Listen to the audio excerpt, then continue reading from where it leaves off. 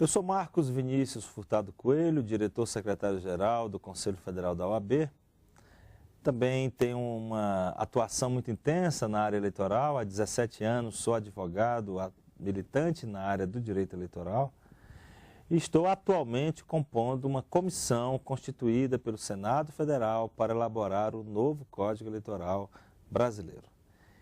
Além disso, também tive a honra de, junto com o presidente Alfir Cavalcante, escrever recentemente uma lei que comenta a ficha limpa, a Lei Complementar 135 de 2010, que trouxe essa novidade para o Brasil, que é a legislação ficha limpa. E tratarei, nesses breves momentos, de tentar enunciar algumas novidades da legislação eleitoral, portanto, que irão disciplinar as eleições deste ano. E eu destacaria duas novidades. A primeira novidade é a mini-reforma eleitoral ocorrida no passado, no ano de 2009, qual seja a Lei 12.034, que trouxe muitas modificações na sistemática eleitoral que irei comentar.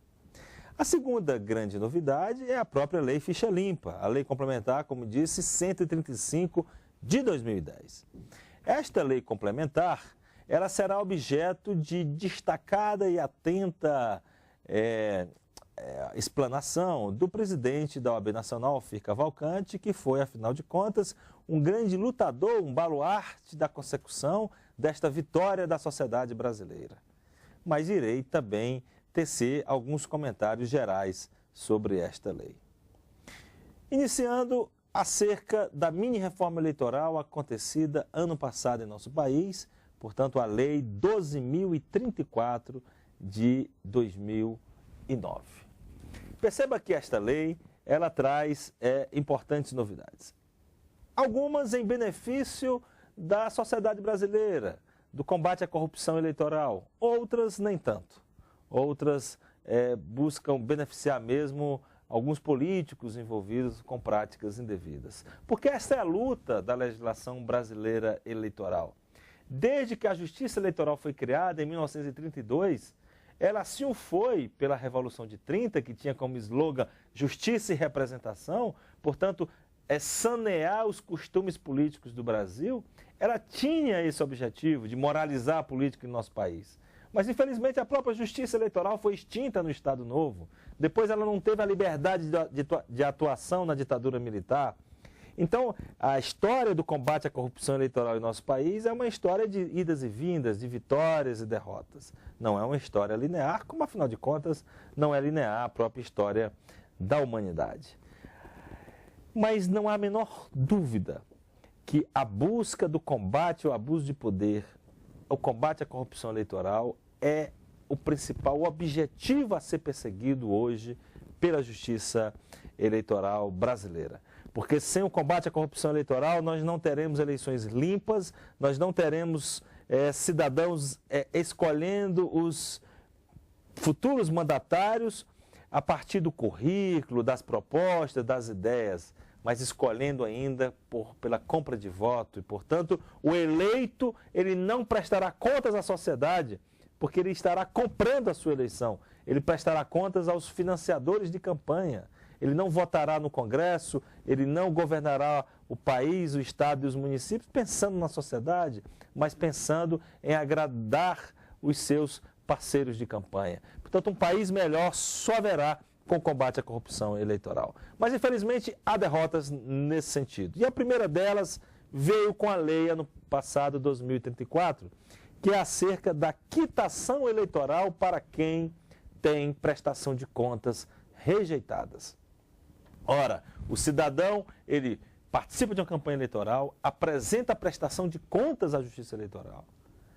Essa prestação de contas ela é rejeitada pela Justiça, porque se entende que ele cometeu irregularidades na campanha, mas ainda assim esta lei pretende que esta pessoa possa ser candidata na eleição seguinte, ou seja, possa disputar novamente, ainda que tenha cometido irregularidades. Essa foi a intenção do legislador, mas essa própria matéria está em debate no Tribunal Superior Eleitoral Porque há quem entenda que, da forma como foi escrita, ainda assim, quem teve prestação de contas rejeitadas não pode se candidatar, portanto, não pode obter a certidão de quitação eleitoral. Uma outra novidade diz respeito à prestação de contas, ainda sobre a prestação de contas. É que, no antigo sistema, o processo de prestação de contas na Justiça Eleitoral tinha natureza administrativa e a lei foi modificada para que ele tenha natureza jurisdicional e, portanto, passou a ser cabível recurso para o Tribunal Superior das decisões que não mais serão administrativas de rejeição ou aprovação de contas dos tribunais eleitorais. Uma terceira modificação diz respeito ao momento em que deve ser apreciada as causas, devem ser apreciadas as causas de inelegibilidade ou as condições de elegibilidade do determinado candidato. Ou seja, quando que deverá ser observado se o candidato pode ou não ser candidato. Isso está sendo previsto agora, de forma na lei, para que prevaleça a situação do candidato no momento em que ele pede o registro. Portanto, um candidato que é condenado pelo Tribunal de Contas, ou por improbidade administrativa, ou que é inelegível, no momento em que pede o registro de candidatura, ele não poderá ter a sua candidatura deferida.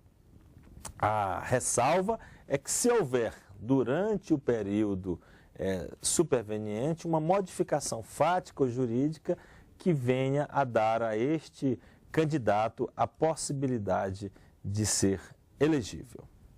Uma quarta medida foi a previsão de um prazo para a ação de investigação judicial eleitoral que objetiva apurar e condenar, quando for o caso, quem pratica irregularidades na arrecadação e nos gastos de campanha eleitoral. Agora o prazo está previsto, ele é de 15 dias contados da diplomação do candidato. Portanto, a ação de investigação judicial eleitoral, que pode resultar na cassação do candidato que arrecadar de forma irregular recursos de campanha ou que efetuar gastos de campanha irregulares, ela está prevista, a cassação, numa ação que tem que ser proposta até 15 dias após a diplomação.